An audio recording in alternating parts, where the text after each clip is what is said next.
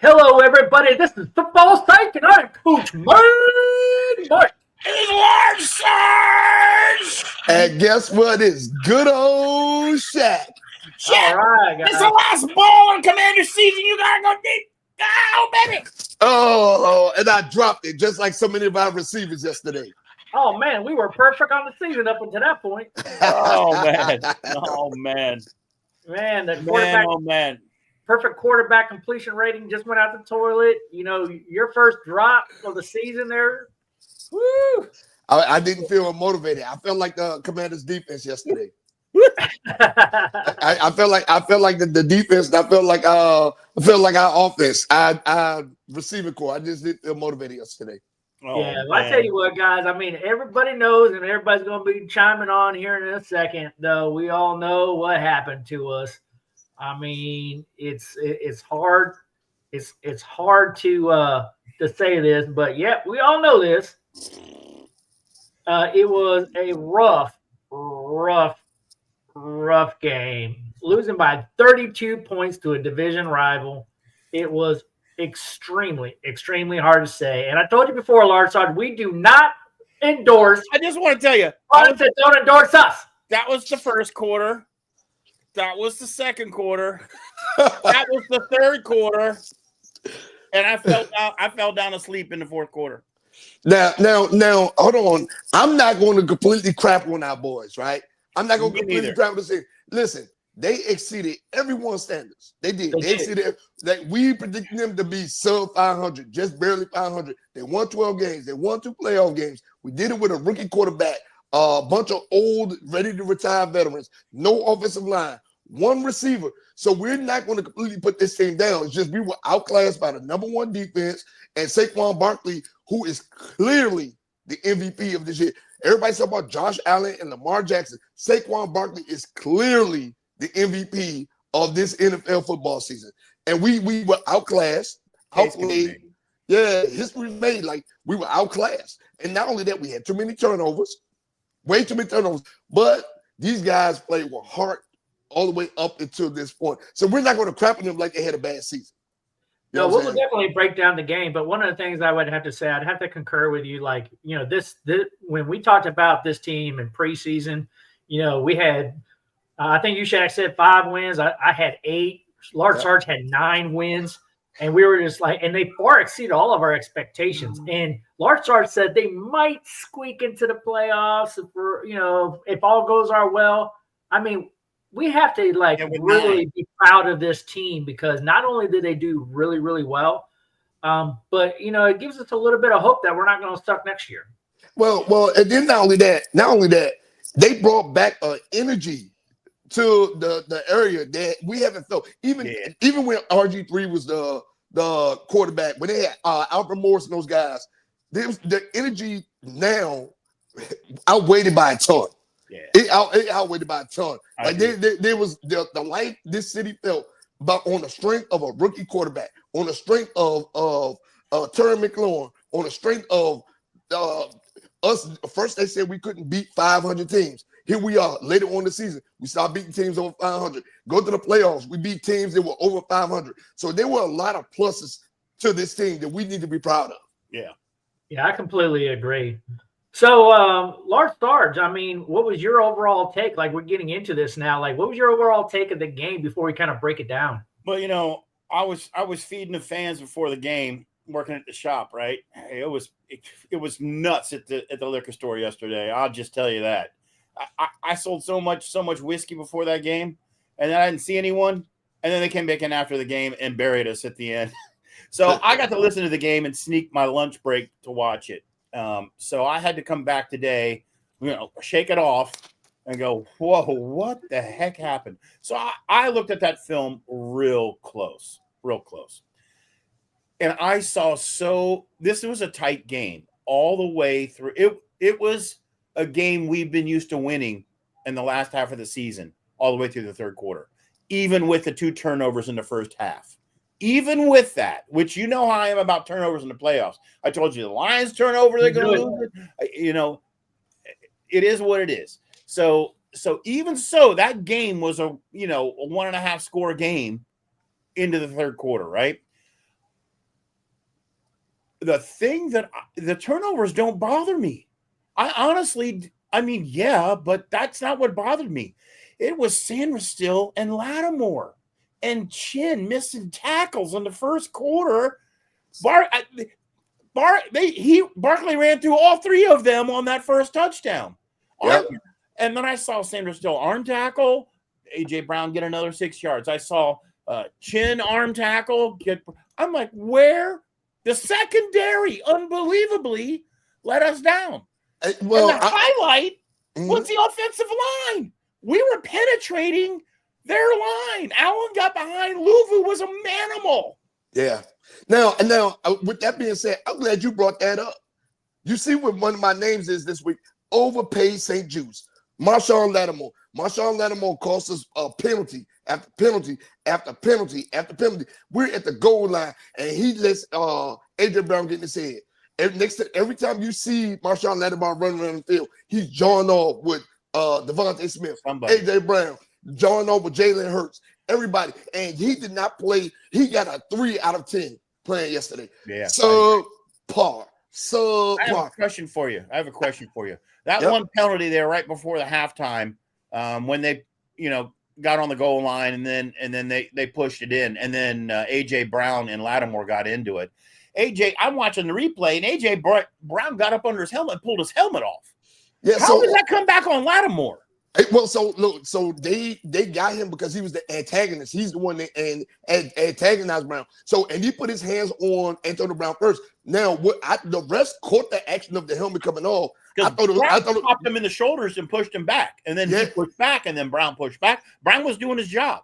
Yeah, so I think that's where they got they was like, okay, the helmet came off. I thought they was gonna get both of them personal fouls, and it would have been offsetting. That's what I thought, but no. So overpaid Marshawn Lattimore, and I'm telling you, the more and more that I watch Marshawn Lattimore in the games that he played this season, I'm telling you right now, if he's not on that roster next year, I don't feel like we're losing anything. Damn serious.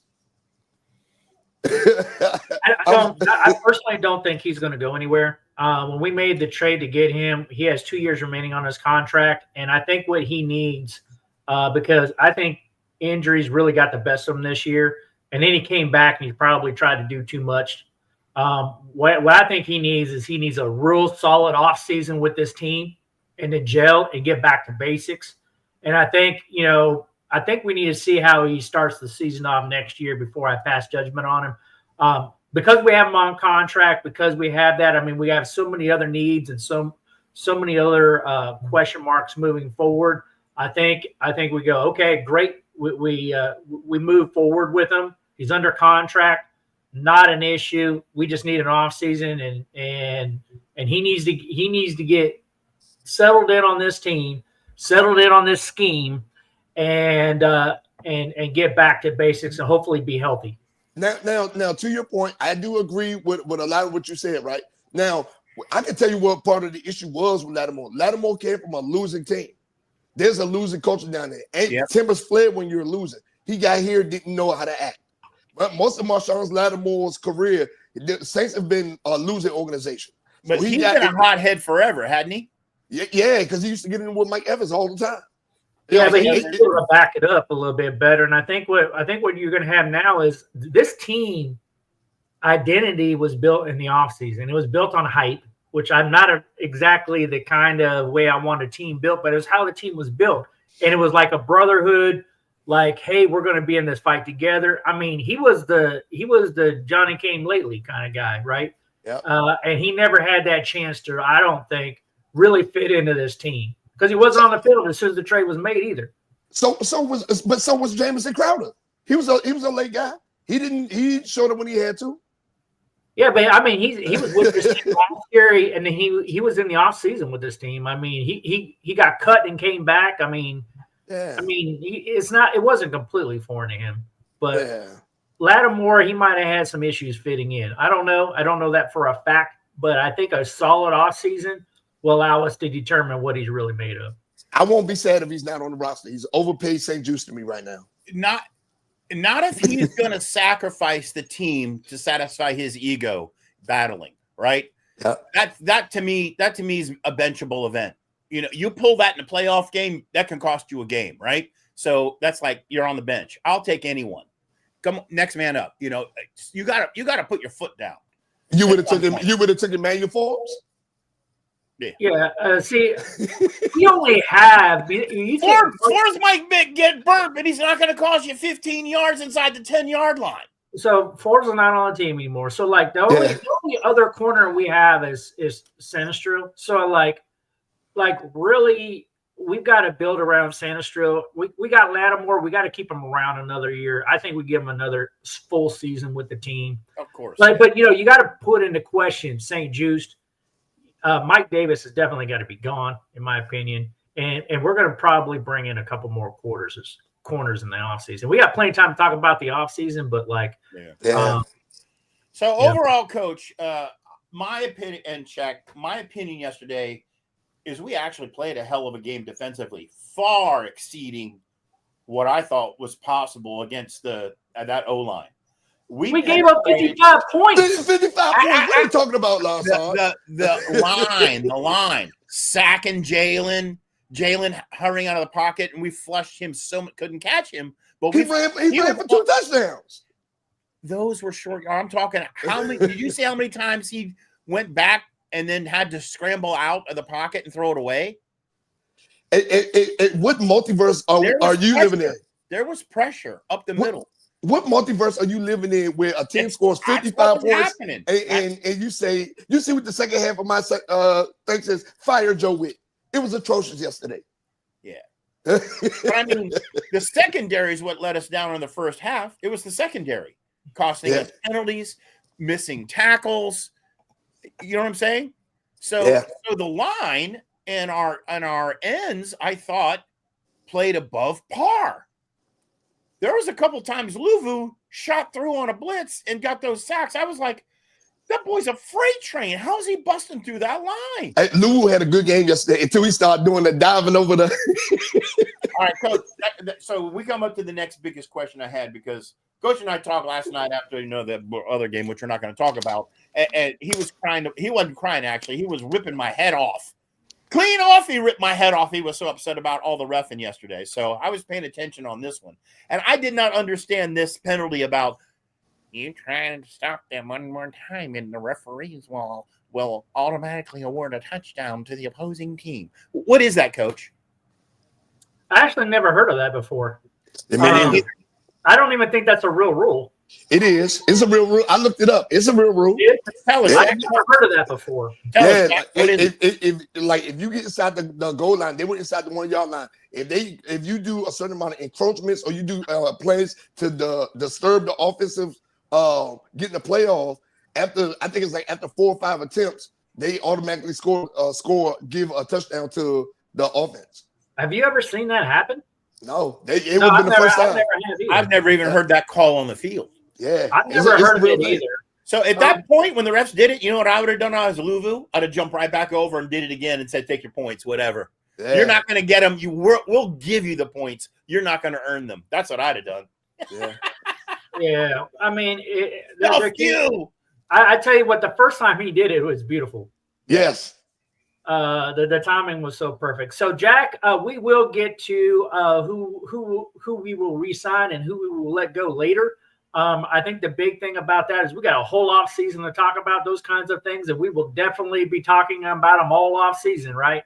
But Large Sarge, take us around the horn like you normally do from different position groups, and let's talk about what we thought our spots are, because we're all over the place right now. Yeah. Okay, Coach Man Mike. Before that, to Jack, real quick, because we're going to touch on this in the offseason. If I was the general manager, I would trade up and get Abdul Collar. But we're talking about that in the offseason. All right. All right, there, Shaq. So I spent some time talking about what my impressions were on the defense. We kind of started with defense there. So let's talk about offense. What did you see in terms of positives, and then what did you see, your negatives on offense? Oh, well, start with me. Zero ground game. Looking for alternative to Brian Robinson is a must in this offseason. So there was zero ground game. The others, Zach Ertz had a great game. Once they started doubling Terry McLaurin and putting safeties over top of Terry McLaurin, Zach Ertz had an amazing game. Amazing game. You know what I'm saying? He showed them when he had to. The others poop. De'Ami Brown, fumble, drop passes. You know what I'm saying? Jameson Crowder, drop passes. Zacchaeus, drop passes. McLaurin holding his TD, had a beautiful slant. That was a gorgeous move he made. Yes. And even the cornerback, I think it was Derek Sanders, he said, hey, man, they went to silence. He said, hey, man, he's fast. He's faster than he looks. He's fast. They put a move on DeJean, man. I was impressed. Yeah. So we need the skill positions. The offensive line kind of held us on. We do need to work on the offensive line, but skill positions failed yesterday. The others didn't do enough. So you know what Coach, what do you think? I'll come back to my comments last. Coach, what do you think the high points on the offense? Then we'll go. So I would say the high points on offense were one, even though we didn't make the Super Bowl, right? I just have to commend Jaden Daniels as a rookie. He has now thrown the most postseason passing yards of any rookie in NFL history. And I think we got to give him credit for that. Another record.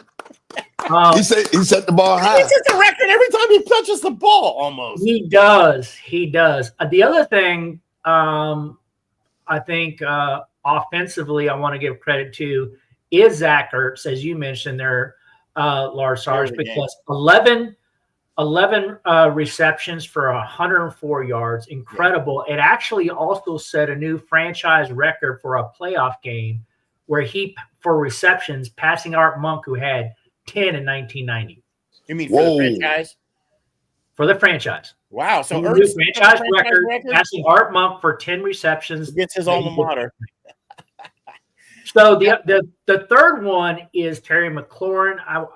He became the sixth player in franchise history to record 3+ receiving touchdowns in the postseason. He joins Art Monk, Gary Clark, Charlie Brown, Alvin Garrett, Roy Jefferson. I mean, that's good company to be part of. That's right. So those are some of the pluses I would say offensively. It was kind of hard to really look statistically and find it in this particular game.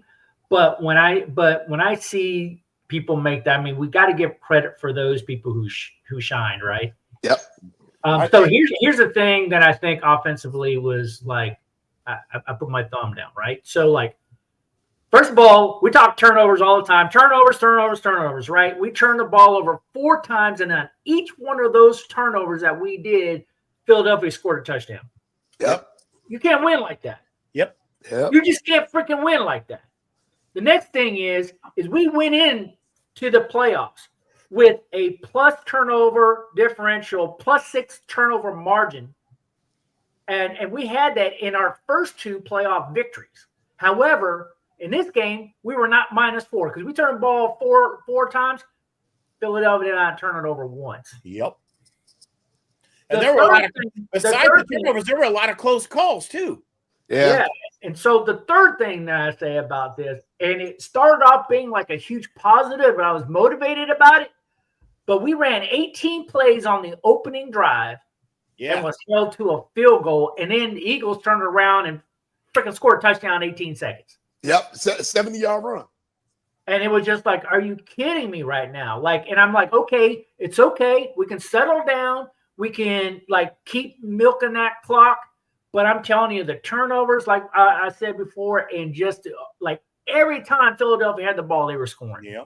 And the turnovers weren't helpful because they were on the wrong end of the field, right? Yep. Yeah. Yep. So that's what I say about offense. And the aggressive play calling was a plus too. Now, and you know, I'm gonna tell you, I'm glad that you brought up Terry McLaurin because this is something that we do need to talk about, right? So Terry McLaurin is at the male physical peak for fitness is 29. Terry McLaurin is at 29. He's 29 now. So we're not going to get this Terry McLaurin again. He's about to start declining. And I kind of feel bad for him because he's one of those guys that you want to see win. Yeah, you want to see him get a ring. And he's about to start on this decline.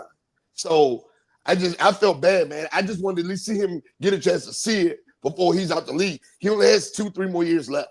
Yeah, I mean, when you hit 30, you kind of on the backside of that hill, you know. Yeah, backside of that bell curve, It's only a few anomalies in here that they can do it. Bobby Wagner, Derrick Henry. You know what I'm saying? There are a few. Quarterbacks can play forever because they can't get hit no more. But guys that actually play skill positions, it's only a few anomalies. DeAndre Hopkins, that's right. That's actually still doing it at the high levels. So yeah. So my offensive highs were hands down. It was Zach Ertz had the game of the year for him. That was his best game of the year, in my opinion. And I had two. The other one actually because he did connect.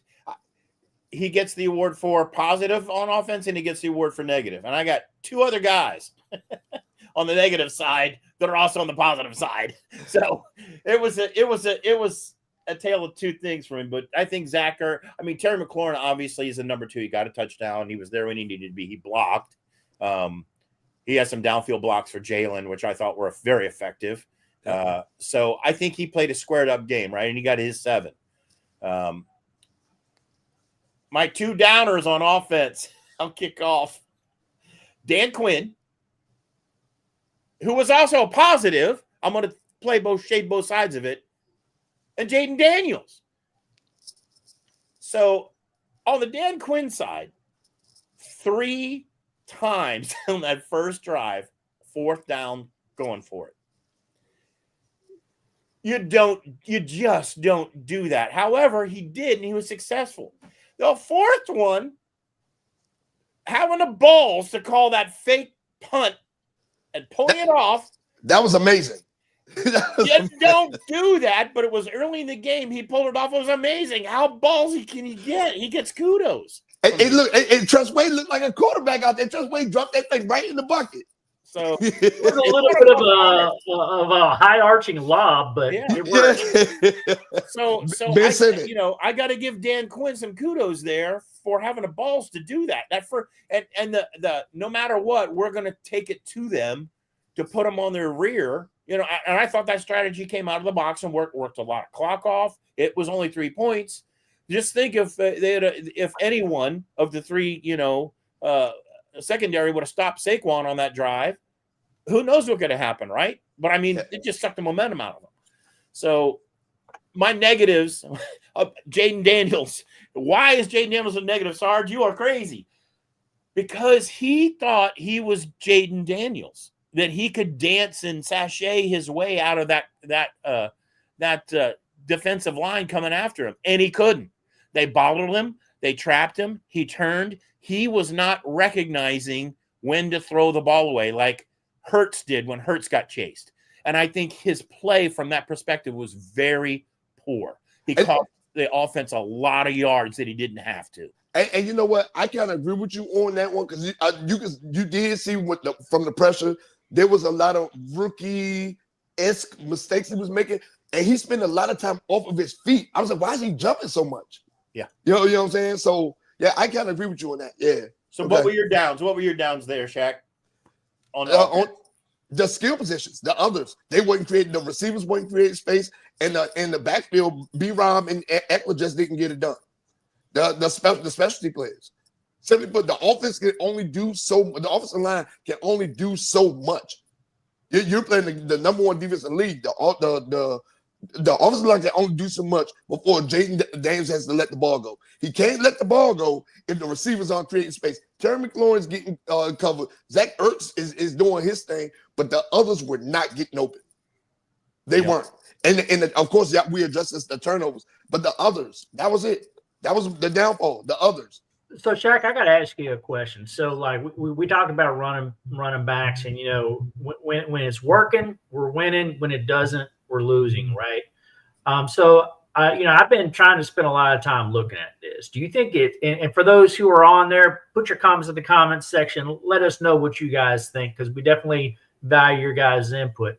But do you think it's a scheme issue? Is it just the running backs? Is it the O-line? Is it a combination of a lot of things? Like, what would you chalk up like our running back woes that we're having? Okay, so look, I can tell you right now, Eckler had a couple breaks. B-Rob had a couple breaks, but I'm not going to blame this solely on the line, because if you look at some of B-Rob's runs from the behind the line where he hit the hole, get stuff, His vision wasn't there. Yep. B-Rob's vision wasn't there. And another thing we're going to talk about in the offseason, how we need to start be searching for another running back in the draft. Simply put. So his vision was there. He was looking to go in and bounce outside. He don't have the speed to bounce outside. Nope. Against Bond and these fast linebackers. You got defensive linemen running 4.5s, 4.6s. You're not going to run away from that at with B-Rob's speed. So his vision wasn't there. Eckler was getting it done. He was smaller, harder to find behind the offensive line. I believe he had more yards than B-Rob. So the thing is it was his vision wasn't there. It wasn't all the line. They did what they was doing what they were supposed to do. Yeah, and I guess my question for you, Large Sarge, how much do you think we missed Sam Cosmi in this game? It was glaringly obvious. Yeah. Yeah. Although at the end of the day, even if Cosmi was there, I mean, but now hold on, Lawrence. The trouble was not coming from Cosmi's side. I know. That's what I'm saying. Trent Scott held his own. It was all Biotish and Allegretti. It was Biotish and Allegretti. Trent Scott held his own. Yeah, I mean, it was definitely would have been a plus, but I don't know what would have got us. I will tell you, I have to give like a secret, like little kudos to somebody that nobody talks about, right? And that is Trent Scott, because in this game, he went up against an elite defensive talent. He went up against Jalen Carter. Yes. And Jalen Carter was quiet. Yep. So, like, I mean, I was very unsure because this guy has played his whole career at tackle. He played both left and right. And when we moved into guard, I was just like, we might have had something there, because the first time they subbed him in, a few games ago, like, he graded out extremely well. But in this game, to go up against Jalen Carter, yep, and if you go quiet, that's kind of saying something. If you think about it, the other defensive tackle was the one making all the plays. Jalen Carter, he had a quiet game. So he had a lot of pressures. Yes, and it was all against Biotish and Allegretti. Yep. And Trey Scott held his own. He did. He held his own, and hopefully he's on our roster next year. Yeah. Yeah, I mean, he's in a contract year, but if there's like an unknown that you re-sign, I think it might be him. Coach and Shaq, I have another negative, and I want to hear from Coach first on this. What your opinion is? You both know I've been busting our OC's balls about this bubble screen crap they keep throwing. 10, 12% of the plays. And so they tried to pull bubble screens off this time, and Philadelphia, Dijon there was so many that close to being a pick. It was or a fumble shut down, on a bubble screen, because they were just reading it all day long, and there was no adjustment to it. What do you think about that, Coach? Yeah, I think they clearly game planned for that. Like, they probably saw the same thing you did. Like, there's a good chunk proportion of our plays that they probably had Dijon and those kinds of plays. Hey, if you see this develop, and they probably reviewed it multiple times on film, I want you to go all out and get in there and disrupt it. And he was highly effective, right? Because in this particular game, we kept going to the bubble screen like we always do. Just to your point, none of them worked in this game. Not one worked. Yep. They were reading us like they had our playbook. Yeah. Darius Slay almost had one. Cooper DeJean almost had one interception on bubble screens. So I call out the offensive coordinator for that. I think it was. I think he could have called a better game plan as well. Now, not only that, there's another play, right? I'm gonna tell you, because of the lack thereof of the ground game with B-Rob, no Austin Eckler, the read option did not work this game. Everybody, as soon as we were running the read option, nobody ran after B-Rob or Eckler. They straight after Jaden Daniels. There was no threat in the ground game. So, but we kept calling the read option like they was going to bite on it. No, the ground game was obsolete in this game. Hey, I got to call a shout out here to one Derek Blackwell. I don't ever remember seeing your name there, Derek, but I appreciate you. We appreciate you joining the show and commenting tonight. Hey, one of his comments, one of his comments said Lattimore got to go. I agree. Yeah. Overpaid St. Juice. I agree. Overpaid St. Juice. Overpaid St. Juice. Let's talk about special teams here. Shaq, What's your highlights? There was only one that I saw. The punt, the fake punt. I mean, I already knew it was going to be a bad game on all three levels when they get on the first kickoff of the game. Luke dropped the ball in the end zone. I heard that on the radio. I'm like, don't tell me he dropped the ball in the end zone. Please don't tell me. He did. I was like, oh my God. And truth be told, like I went back and I paused it on that play. He stepped out of the end zone and then went back in and downed it. That shouldn't have. Oh, you're right. He did. He stepped out the end zone and then went back in and kneeled it. I went back and I paused it to look. You're right. which normally would be a safety. It would be a safety. So no one caught it. No one. I did. That's why I went back and I recorded. I paused. Got away with one there. Yeah, we got away with one. We gave up. We had 57. Got away with it. Coach, what do you think? What were the high points? I mean, definitely that play. It was ballsy. I kind of like it. It's not something I would recommend putting Tressway in those situations too often, but like I kind of liked it. I thought Gonzalez, as our kicker, played very well. I mean, he was perfect on the night. He was nailing him dead center. Dead center.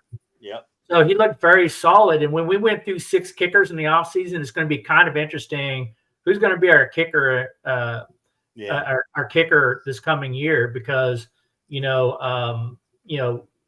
have like a couple that are still on this roster that I guess they'll all be battling for positions. But I think Gonzalez made a strong case for himself. Yeah, well, they should let him and Austin Seabrook go slap box for it. Yeah, that's right. And that's probably what will happen. They'll probably duke it out.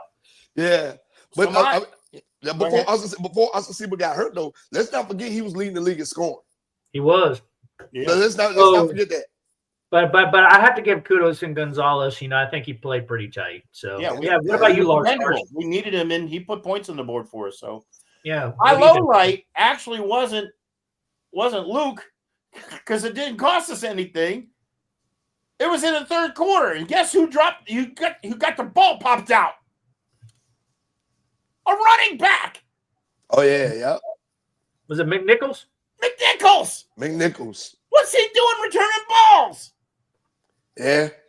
They should have had him in helping out the RB. And they put him back there and he gets the ball punched out. I'm like, oh God. That was my biggest. Everything else on special teams I thought worked well. That was the one play that stood out to me. It's like, oh man. We need as a team to find a number 1 and a number 2 consistent return man. It seems like it's returned by cartel. They should have left. I like Luke McCaffrey back there in that position. I do. He had a couple good returns this whole season. Like every time they put him back there, like he was 30 to 35 yards a clip. You know what I'm saying? Stuff to that nature. Like once he got into the crowd, he lost vision a little bit. Case maybe, but the ability for him to get 30, 35 yards, get us a great field position. McNichols shouldn't have been back there. I don't understand it. Yeah, Luke was the best returner we had on the year by far, but it wasn't saying much. He never really kind of broke one, but he did have a few great returns, right? So I'm not sure this team shouldn't look for it. Like I think we should look for another returner in the offseason. It should have been McCaffrey and Crowder. Yeah. But I don't know if Crowder will be back though. No. Yeah, that's y'all boy. I mean, y'all boy. McNichols should have been in a rotation, not just B. Rob and Eckler. You know what I mean? I would have liked to see him in the rotation more and get a couple balls. He might not be back either, though. Yeah, Who you say? Who? McNichols. I don't think he'll be back either. I mean, no. So we gonna find somebody in the draft. So I was very unimpressed with the play with the game plan on offense. I think the defensive game plan was outstanding. Execution was poor in the secondary. The line and the linebackers, I think, played way over their level. So are we going to talk defense now? Is that what you're saying? No, I'm just saying overall. I think where this game went wrong was that play calling. They did not have an effective game plan against Philly. It was kind of like retread what we did last week to beat Detroit is what it looked like. What was your pluses and minuses on defense there, Lord Sarge? Because you got me a little confused right now. Yeah. The pluses were the O-line came to No, we're talking defense. Oh, excuse me. The D-line came to play, and the linebackers came to play. I thought our secondary sucked. And I thought the defensive game scheming, game planning against Philly was great. We knew Barkley was going to break one somewhere. You know, we were pretty effective holding Barkley back after that 160-yard run. You know, until we got deflated, right? And everyone's like, oh, this game's pissed away anyway. But, I mean, we essentially, you know, took care of, just like the last game we played with him. He got a big run on us, and we kind of took care of him in the second half. Now, Lost Arch, what that say on my title? Fire Joe Witt. Yeah. He called a horrible game, and I'm gonna tell you why. Right. Okay. Now, granted, secondary is just something that just need to be overhauled in the offseason, right? Yeah. It's just something that need to be overhauled in the offseason. We got it. Good to go, right? Now, Louisville, phenomenal game, right? Bobby Wagner had a Bobby Wagner-esque game, right? Yeah. He was involved. Now, our defensive ends were absent this game. No Cleveland Farrell, no Dorrance Armstrong. Dorrance Armstrong, he had a sack. He had one sack. No Dante Fowler, right? Now, I'm going to tell you, out of every play, I'm going to tell you who had a great game. A great game. He spent more time in the backfield than any other player on our defense. Johnny Newton. Johnny had a good game. Johnny Newton. I'm telling you, the D-line played above par. And Johnny Newton, every play where you saw Jalen Hurts rolling out, he was being chased by Johnny Newton. Yep. Every single play he was rolling out the pocket, he was being chased by Johnny Newton. So Johnny Newton had a good game. But other than that, John Allen had a John Allen-esque game. You know, he got penetration quite a bit. There was a lot of pressure on Jalen. Yeah. But Jalen had to roll out of the pocket quite a few times. More than they expected. I was sitting there in shock going, Dad gum, these guys how are they getting through them? This is one of the best lines in the league. The interior defensive line had a good game. The ends did not. The interior, Yeah, the interior defensive line. Linebacker core, again, we know we're going to get. Louisville's the MVP of this defense. Yeah. Hands down. Where was Fowler yesterday? Where was he? He was there. They just didn't call his name. Yeah. I really didn't. So, and then the secondary, again, missed tackles and everything like that. I know Saquon squats 600 pounds and stuff like that, but by any means necessary, man. He gonna break through them little arm tackles. Usually try to put some risk around them anvil-sized thighs. You know what I'm saying? So no, he gonna run right through that. So the secondary needs work. Michael Davis is gonna be gone, like y'all said. Overpaid St. Juice. If he's on the roster next year, I don't care. St. Juice gonna be gone this offseason. Iguodala, he may be on the roster, but this is an area. Quan Martin and those guys back there. This is a secondary that needs to be overhauled. You know, Martin seemed to be around the ball quite a bit. He just didn't have a play this game, but he seemed to be around the ball. He didn't make any mistakes, and he certainly didn't get any penalties, right? Yeah. So overpaid St. Juice did, and but Jeremy Chin, I overpaid St. Juice, and I look forward to Jeremy Chin. Love you, Shaq. I'm telling you, I'm looking forward to Jeremy Chin being on this roster for the next couple years. Because if he did not have a long-term, contract before, he earned himself one this year. That's just me. I mean, he didn't have a good game, but that's okay. Everyone has a bad game, right? Overall, his play this year has been phenomenal. Phenomenal. Yeah. And he's been a hitter. That's what I couldn't understand. You know, he's been a hard hitter, and he was just off. That's one thing. That's why I said fire Joe Witt. Why didn't they have Jeremy Chin that has the speed to shadow Saquon Barkley, shadowing him out the field when Saquon Barkley wasn't running? When we got in the red zone, when they were calling them quarterback draws, why was Jeremy Chin not spying Jalen Hurts? Yeah. Instead of a 35-year-old Bobby Wagner and a Louisville that's just a run stopper, gap filler. Like I didn't understand it. Fire Joe Witt.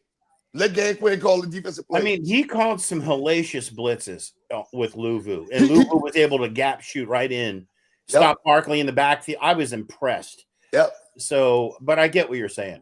Yeah. I think they did as good as they could do. If you got rid of the penalties and the arm tackles and just the flagrant, aggressiveness and just focus on the ball and the secondary played a better game, we'd have had a better game.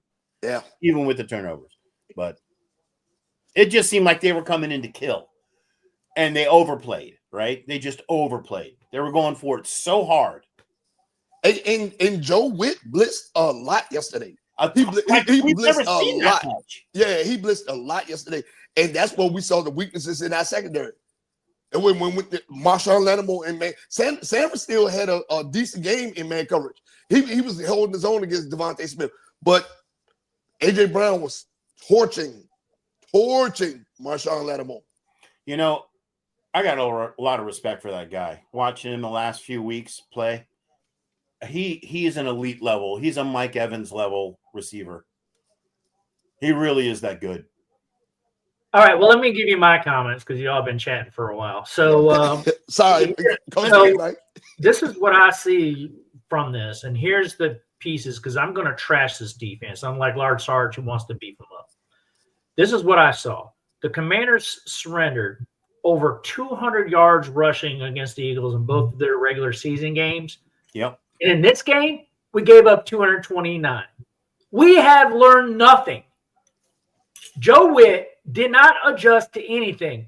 Who didn't think you had a game plan for Saquon Barkley in this running attack in this game?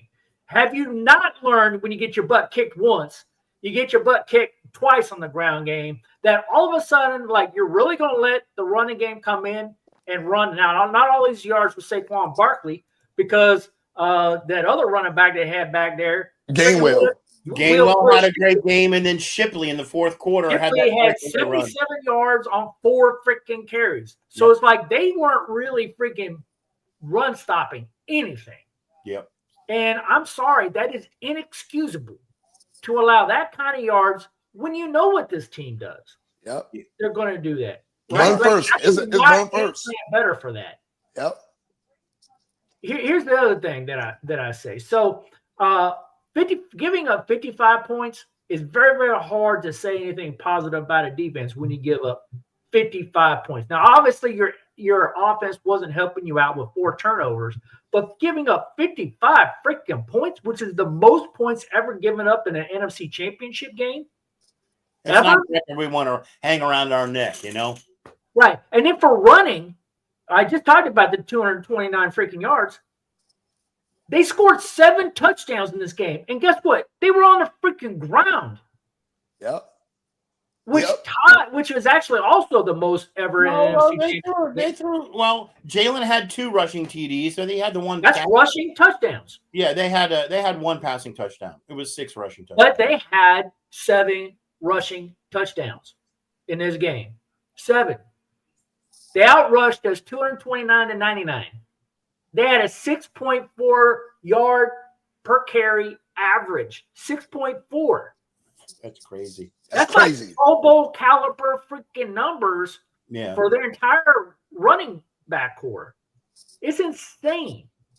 And like I'm with our defensive line, I don't see it the way that Lars R sees it. I do believe John Newton had a good game. I think they had a good game. Allen did okay. I believe the defensive ends were absent. The linebackers did what they could, but there was a lot of times where Luvu and Bobby Wagner were out of position when the runs were breaking. And the secondary struggled, missed tackles like a mother. Well, I'm going to agree with you there because I saw Sanders still cost us 2 touchdowns because he wasn't in position. And Barkley got around the end both times and beat Sanders still into the end zone. Sanders, I do not think had a good game at all. I know you say you think he did. He had a horrible game. Let's think about this though, right? Let's think about this though. If they are run heavy offense, why was we calling so much zone? You can't blame it all on Sanders still when you got a 220-pound Saquon Barkley running at him and he's on the island by himself. You feel what I'm saying? Like, I mean, come on. There's a time where you got to do a little bit of press coverage and you got to switch it up. And you got to play these guys tighter. Yeah. Right. And I will tell you, Jalen Hurts, he was effective in this game, right? Like, we weren't sure how injured he was. He wasn't injured. He actually recovered pretty well through the week. Yeah. He looked okay. I mean, 20 for 28 passing attempts for 246 yards, and you're right, he had a passing touchdown, no interceptions, little pedestrian, but he did what he needed to do to manage the game. Absolutely. Yep. Right? And I will tell you what this boiled down to, like, and I agree, first 3 quarters there, Large Hard, you brought up a point. It was 34-23 at the end of the third quarter. We were outscored 21-0 in the fourth quarter. This team gave up in the fourth quarter. Yeah, they did. They gave up. We had nothing offensively. We had nothing defensively. It was already starting to sink in that they didn't have it, that they weren't going to make up the 11 points that they were down at the end of the third quarter, and they were flat out. After that last turnover, you see the heart go right out of it. When Jaden Daniels threw that interception, that was it. Like they completely deflated. Yeah. And so I will tell you also, one of the things that was just bad, and I put this on Marshawn Lattimore and his composure, but AJ Brown had a huge game. He almost received for 100 yards. He had 96 on the day after 6 passes, but he got in Lattimore's freaking head. Oh, my God, yeah. Lattimore got the PI. He got the unnecessary roughness. It was just like all downhill from there, and you can't give them the ball on a 1-yard line. I mean, it really deflates. It puts all momentum on the Eagles' side. Yep. Every time we had an ounce of momentum, we gave it up with the turnover. Yep. Yeah. Well, I 28 points, right? Jeff is very good at bringing that up. Our turnovers cost us 28. Again, like I said, take that off the map, and we have a tight game, right? Overpaid St. Juice. I would not be mad if he's not on this roster next year. I'm not gonna be mad because if we're going based off of performance, but like performance, merit, and field performance and standards, he ain't met him. Yep. He has not met him. The money he's getting paid, he haven't met him. You know how much money we could trade him on, we can release him, how much money we would save in cap space, letting overpaid St. Juice walk away. We do have to make a decision on Lattimore too, because we can let him go without a cap penalty. But if he's on this roster, it's 18 mil. That's why I said overpaid St. Juice needs to go. I'm not talking about regular St. Juice. I'm talking about overpaid St. Juice. Let him go. Let him go. Let him go. Let him go. What I think will happen, we'll have plenty of time to talk about next year. And I promised Jack that we would get to this a little bit near the end of the show and stuff like this. But there's certain players that we're going to keep. There's certain players that it's going to go. I think what's going to happen with Marshawn Lattimore is we're going to have him have a complete offseason. And if he doesn't fix his ways and gel with this team and look good, he will be a June 1 cut because we won't want to pay the 18 mil. Yeah. Yep. Right. So that's how I see that. St. Juice, I think he's going to hit free agency. And we're going to be looking like, to me, there's only 2 DBs in this entire team I would look at keeping, and that's Quan Martin and that's Sinistro. Quan Martin for sure. I have a hard time really looking at any of these other guys across the board and saying, "Ooh, I got to have it." Well, I mean, so we got 2 St. Juices on it. We got the regular St. Juice is going to go free agency, and we got overpaid St. Juice that need to be gone by June 1st. We got 2 St. Juices. We got 2. I don't know who this Lattimore guy is. We got 2 St. Juices. So the overpaid St. Juice need to be gone by June the 1st. Yeah, and he might be a June 1 cut if he doesn't make it. But I believe because we made the trade, I believe he's going to get a full off season for us to evaluate him. Coach, I know you ain't lazy. Have you looked at what kind of quarterbacks are available in the upcoming draft? What the draft classes look like? Are there any solid corners out there in the first set or the second? So there are, but like for us, we're going to be picking probably 29. 29, 20, 30. It'd be 29. Oh, no. It'd be 30. 30. It'd be 29 or 30. It just kind of depends because there's no competition for like third place, right? So it really kind of depends whether we get the 29th or the 30th kind of seed in there, and that hasn't been determined yet. But this just me. This just me putting my general manager cap on, right? This just me. I would trade up in the draft, give somebody Marshawn Lattimore and all of the cap space he's going to take. Right? There are other teams that's going to be looking for a linebacker. I would give him up. I would give up a couple of late round picks move up in the draft and secure the best defensive player in this draft, Abdul Carter. We need another field general. Bobby Wagner's leaving. We need another field general. Is he going to leave? Oh yeah, Bob Wagner. He's 36 years old. And so I thought I saw some of the news saying he's interested in staying one more year. I think he's going to be year to year, and he had a really good year. So, like, I think you'd leave the door open for him. Like, hey, if you want to come back one more year after the year that you just had, I don't see how you turn that down. It just kind of depends on the money, right? And everything else we got to pay. But, you know, if it's a team-friendly deal and you want to stick around another year, hey, we love to have you back. And well, again, but he's in his latter years. He's in his latter years, right? Yeah. And we need help at the defensive end. Why not bring in the guy, trade up in the draft, let Lattimore go, general manager hat, take Lattimore, 2 late-round picks. We get Abdul Carter that's going to solidify our defensive end because he comes from Penn State. That's linebacker university. I'm with that. Yeah, and he fills in that Bobby Wagner side, and he works the defensive end. He's like a Michael Parsons. So that's just me putting my general manager hat on. We kill 2 birds with one stone. We get a future on our defense. We get rid of Lattimore, save us money, and we got the future. We got a guy that can be mentored by Bobby Wagner. Yeah, it's not a bad solution. But you know, obviously, we would then have to go to free agency or second, third round draft and pick up another corner. And there were corners out there when we got Lattimore. Other than Lattimore, there were other corners out there available. So they're available. Yeah, and there will be. I mean, we're going to have plenty of time to break down all the possibilities at each one of the positions because we do have holes in free agency that we have that's coming up. We signed a lot of 1-year contracts, so there's good and bad with that. You know, like the good is we've had a chance to evaluate everybody. We didn't take these huge cap hits. The bad is whether or not you have the gel again, or you're kind of really kind of re-gelling again in another offseason. It worked once. Adam Peters will probably argue that we could do it again, right? So, question in from Jack. So, would you do that? Would you do that cutting post June or before the free agency?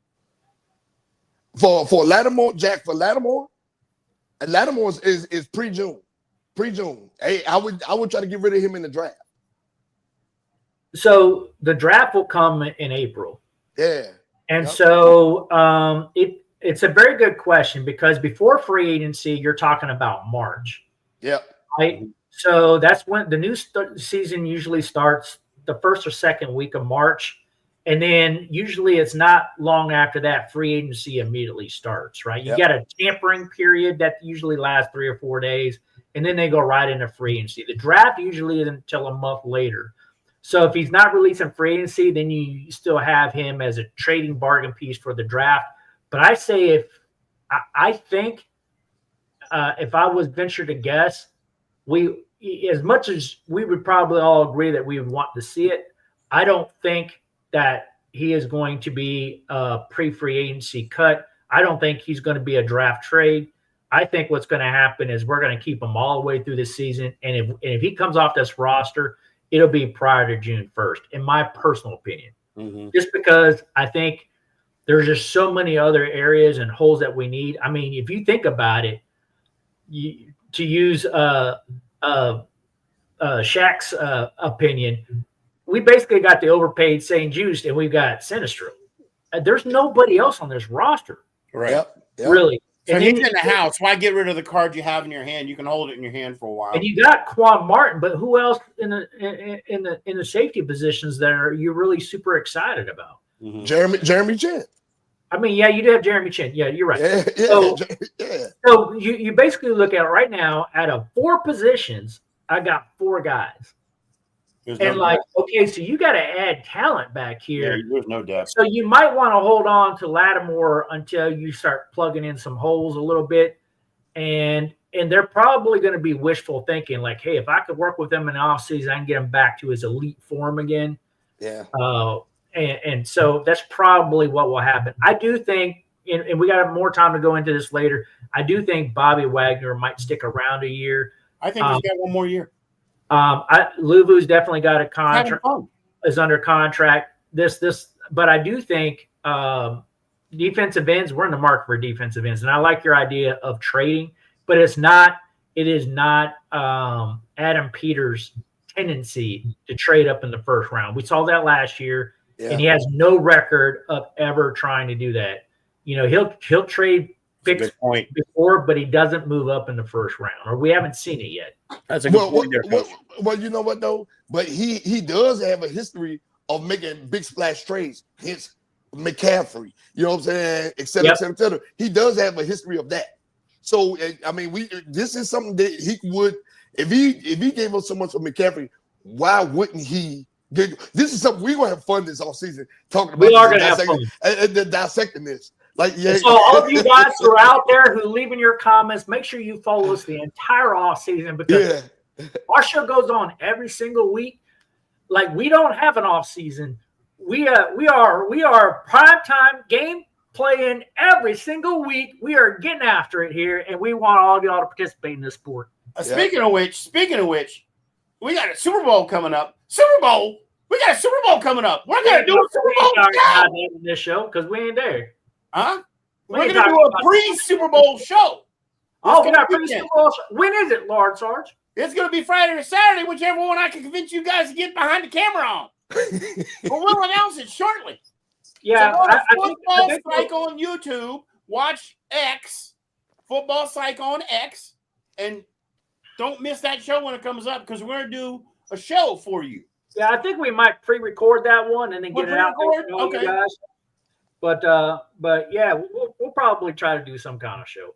And we'll put our so I gotta mention it because, Coach, you were focused on this so heavily last night. The last thing we didn't talk about was refs in general, but let's just talk about this game and the refs. What kind of score would you have given the refs on this game there, Coach? I will tell you the one play that pissed me off. There was one play. Hold on. It had to do with Luvu being freaking held. And it was when Washington was trailing. We were trailing 14-12. And it was a 4th and 5. The Eagles went for it. And Jalen Hurts found A.J. Brown for a 31-yard completion. But Fox on there, they showed a replay of that, and Barkley held Luvu like a mother. And if that his arms wrapped around him, that was a clear call was called. If Barkley was held for that call, it would have been a 4th and 15, and it would have changed the whole thing. We would have gotten the ball back with 2 minutes left on it, and we would have had a chance to go with a lead into the half instead of down like we were. And so, like, it was an absolute. I don't know how you missed something that was that blatantly of a holding call on Luvu. Now, that wasn't the only one that was missed. It was on Devontae Smith when he got the first down. It was in the first half when he got the first down. Bobby Wagner got in, and the center had his hand all the way inside of Bobby Wagner's jersey. Horse collar? Yeah, had it all the way in there. They did not call it. He had his hand all the way inside Bobby Wagner's collar. They did not call it. Wow. And Jack on here is saying a face mask on Jaden Daniels wasn't called either. Yeah. Oh yeah, when he got sacked. When he got sacked. Yeah, his hand was up. Yeah, he had his hand in the face mask. You're right, Jack. So, like, so when I look at that, I give him an average grade. I thought in this one here, I mean, I didn't have you could always find calls in every single game that you go, okay, they go either way. I know, Lars, you and I talked about it. You talked and I had to listen. Well, I was really upset about the Bills-Chiefs game, and I don't want to get into it on this show. No, not on this show. But that one there, the refereeing was atrocious. All right, so I want to know this one here. I thought it was pretty average. I give it a C. All right, so gentlemen, there was a play. I didn't catch it until I saw it. It was in the third quarter. It was on Biadasz and Carter, right? Those are the two guys involved. And Carter jumped the line and stuck his fingers right in Biadasz's helmet. In the eye. Like you remember that girl basketball player, the rookie of the year, and the one girl in the one game walked up, she was going to make a free throw, and she went boop, right in her eye and took her out of the game. Carter did the same thing to Biadasz, put Biadasz on the mat. He wasn't even touched, just right in through the face mask. Biadasz turned around and he had to go out of the game. Nobody called anything.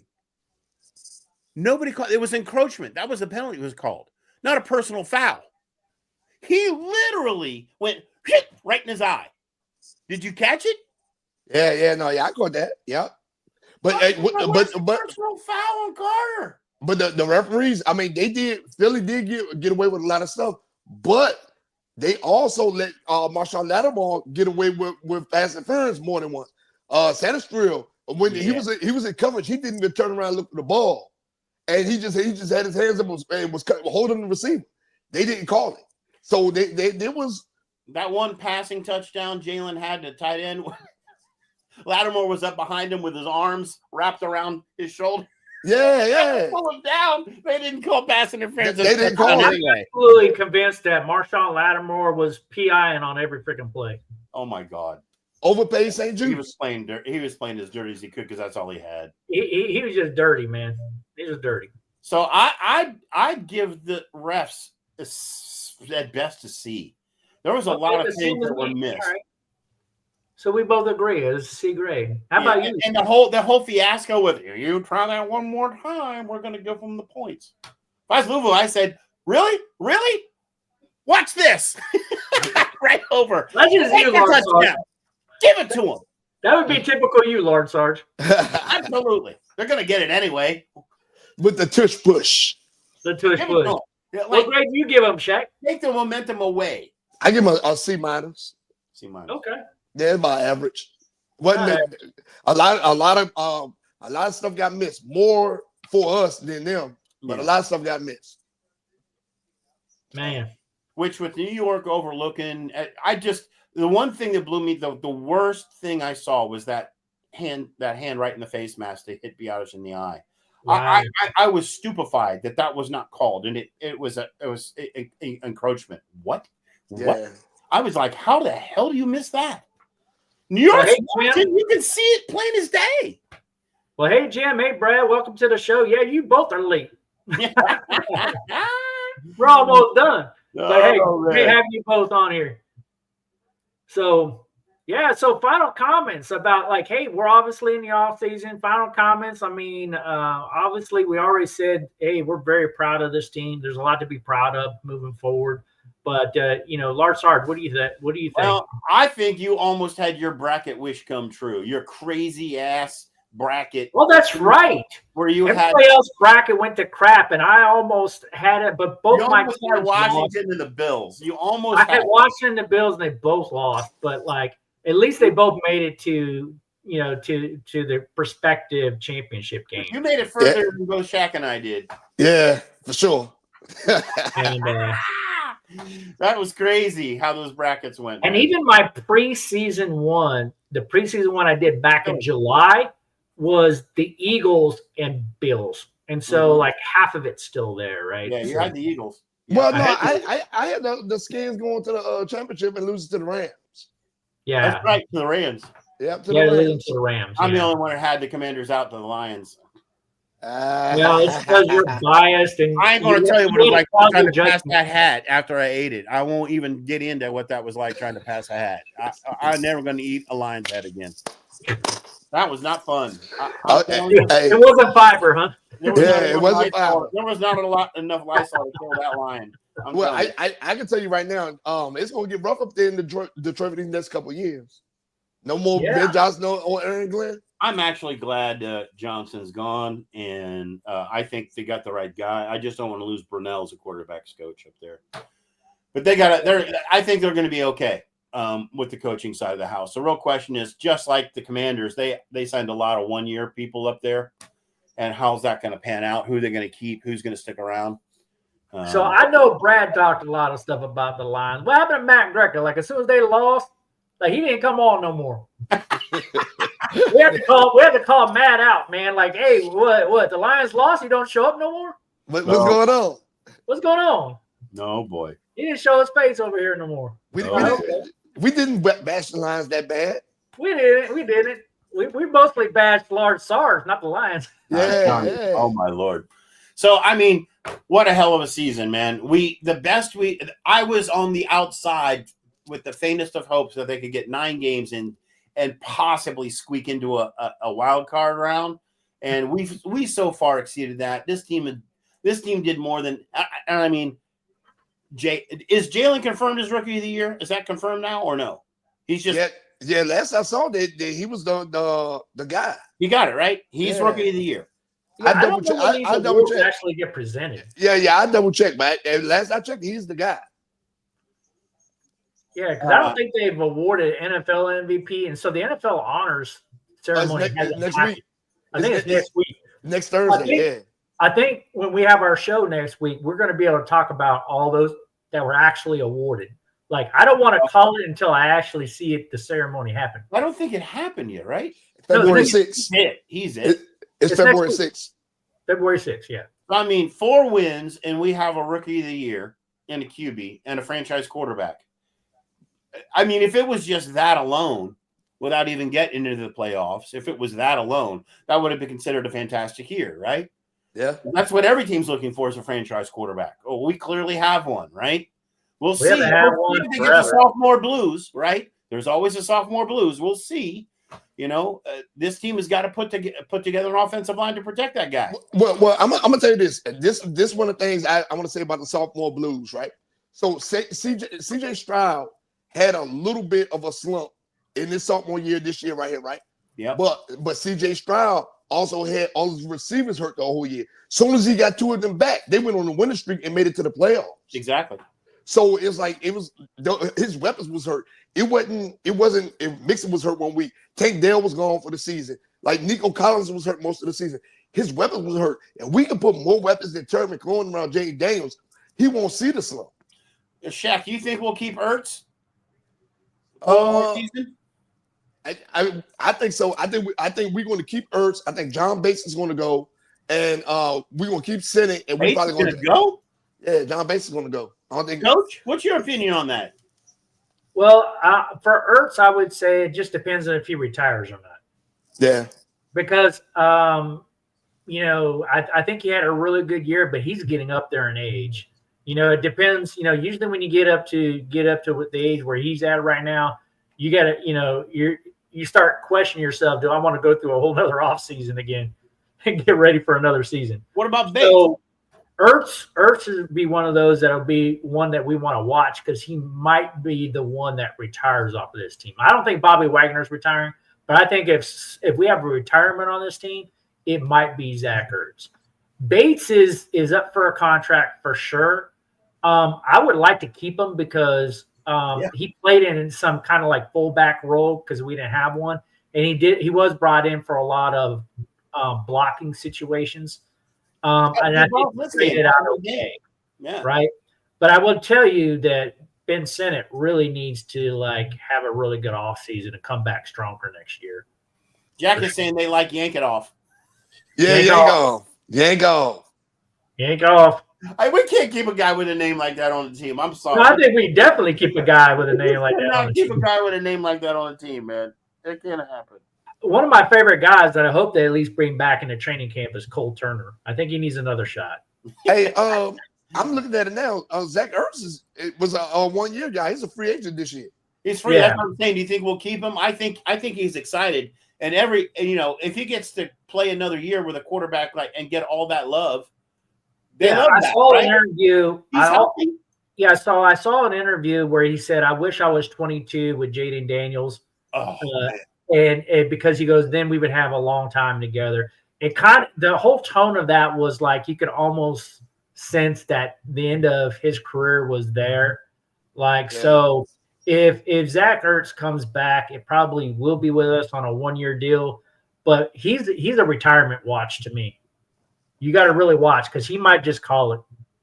And then Ertz and Bobby will be back. Yeah, I agree with that. I agree with Jack on that. I think Ertz comes back on a 1-year deal. He's having too much fun. Who? Ertz, yeah. 1-year deal. I think it's going to be a 1-year deal. I think okay. So there is Jawan Johnson from the Saints is a free agent this year. Gesicki from Cincinnati. Ooh, Gesicki would be insane. Yeah, listen, it's a guy. He's on the last year of his contract. I wouldn't be surprised if we go after David Njoku from the Browns. Oh, yeah. So there's some guys to watch for. Yeah, there's definitely some guys out there. Younger, still got a little bit more tread on the tires, better route runners, more reliable receivers.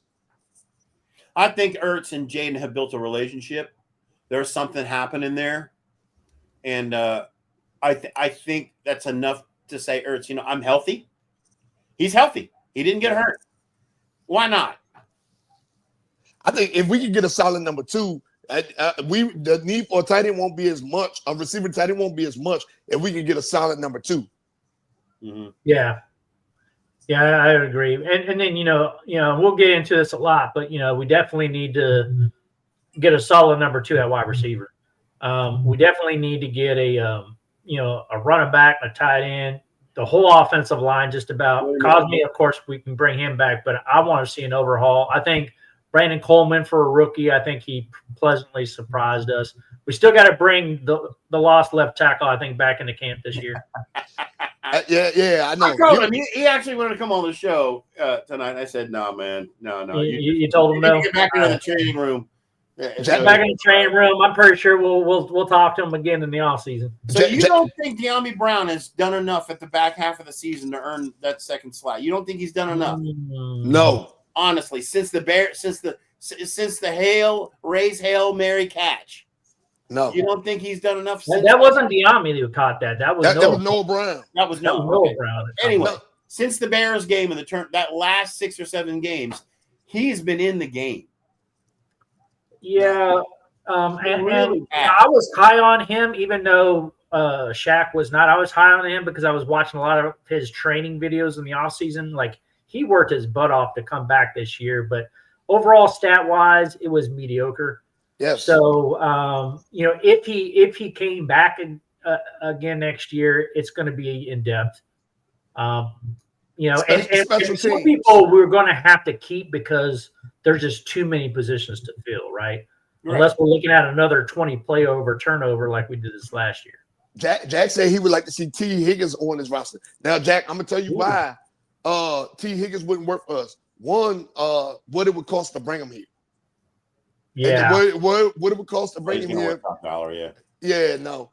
Now, if we work a trade out, maybe, but no. T. Higgins is at the point in his career where he wants to get paid. It's his last big payday. He's on top too. It's his last big payday.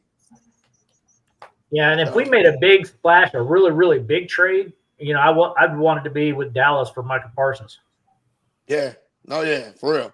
Give him overpay St. Juice and a couple draft picks and some money. You know what I'm saying? Yeah. Put him down there, and then we can see him twice a year. He would want to come here for Dan Quinn. He'd want to be part of this. And Dallas, they had all these guys re-signed. They had their whole team together. They're going to fall apart because they're going to run into cap hurt, and they're going to have a new head coach. Did you hear the news today? What's that? About Dallas? They got Schottenheimer, right? Oh, yeah, Schottenheimer. Yeah, they promoted from within. Who is the owner again? I forget. Jerry Jones, right? Yeah. So they were all over him because Jerry Jones is not a risk taker and these other things, right? So he gets on the news saying, "What do you mean not a risk taker? Hiring Ben Schottenheimer was the biggest risk you could ever possibly take. He's never even been a head coach, so he kind of threw his guy under the bus."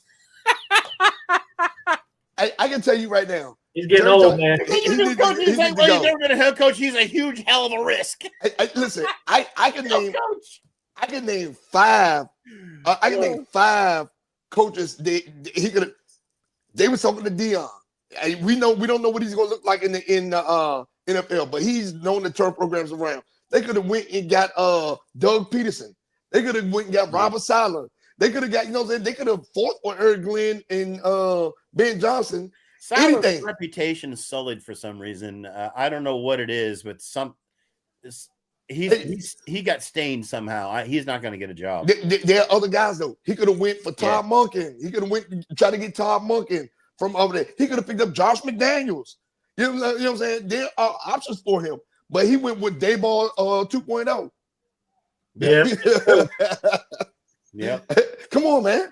So Jack talked about Witten, and Witten will be coming in to be, a tight ends coach, and Mike Groom. He's got a long way to go though to become a head coach. Witten? Yeah. Joe Witten, I love that guy as a tight end. Really, he's going to be a tight ends coach. Yeah, they're bringing him in to be part of the coaching staff. That's awesome. That's good for them. Speaking of Wittens, you got fired Joe Witt, Shaq. Do you think Witt survives this year? Yeah, he's gonna survive this year. It's Dan Quinn's boy. Yeah, he ain't going. Yeah, he ain't going nowhere. He ain't going nowhere. But he ain't going nowhere. But what will happen is Dan Quinn is going to be more assertive in helping with defensive play calling. You think? Yeah, I completely agree. Yes. And I don't think Cliff Kingsbury is going anywhere either. He's being talked about for head coaching jobs, but those are filling up, and no one's going to take Cliff Kingsbury. I think Kingsbury's safe. I don't think Dan Quinn wants to be focused on defense. I think he's having too much fun on offense with this new quarterback. Yeah, whatever. I don't really like him, but I just don't. But I don't see this coaching staff going anywhere. I think they're going to hold it together. No. We can't say that because we have Wilkes and Lynn and these guys were head coaches like right now they're like linebacker coaches, running back coaches, stuff like that. These guys were head coaches in the NFL. You think a new head coach is not looking at these guys as defensive coordinators and for defensive and offensive coordinator positions? No, we're not going to maintain the staff, Coach Mad Mike. I hate to say it, but it's the truth. Who wants our guys? Some of these new coaches are going to be looking to fill defensive, offensive coordinator slots. Yeah, but like, who would they take off of our coaching staff? We got Steve Wilkes, right? Wasn't he a head coach? He was a head coach, right? You got me on that one. He was a head coach. He was a head coach in Arizona. Steve Wilkes? Yeah. Oh, was it there or was it hold on, let's look it up. That's a while ago though. Yeah, but he was a head coach. He has the experience. Yeah. Better than Schottenheimer. Yeah. Well, Schottenheimer has history with Dallas. I mean, it wasn't a stretch. You know, it was kind of like, to me, it wasn't overly a shock. But when I look at our guys, I'm trying to think like, who would somebody want? I'm the coaching staff is intact for. I'm about to go through it right now. Okay, we have Brian Johnson, the assistant head coach, Brian Johnson, quarterback coach, no, assistant quarterback, no. Anthony Lynn. Anthony Lynn was a head coach. Anthony Lynn, he's the running back coordinator here now. Oh, he needs to go. Somebody needs to take him away. Anthony Lynn, no running game. Yeah, but who's going to promote him? He didn't like turn heads this year. Nope. I mean, he don't deserve a promotion. Who else we got on here? Willie Gay, the defensive. Ken Norton Jr. Really, you think Willie Gay's going to get one with how atrocious our defensive backs were this year? Yeah, absolutely. No way. Yeah, absolutely. We might even put him on the street.